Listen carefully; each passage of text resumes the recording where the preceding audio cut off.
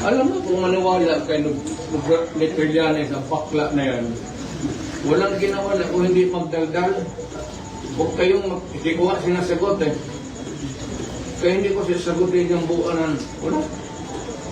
Kaya ang isang misteryo na may isang tao na bobo, bakit lumusot sa PMA, hindi naman nakipaglaban sa Mindanao, walang ginawa ang ulol, kung hindi magkudita, gumawa ng kaguluhan sa bayan natin. Tapos ngayon, siya pa yung hero. Siya pa yung kala mo, ano, the idiot, itong si Trillanes. Ano ang style ng buang na yan? Kung katabi ka niya, at ayaw niya, ikaw,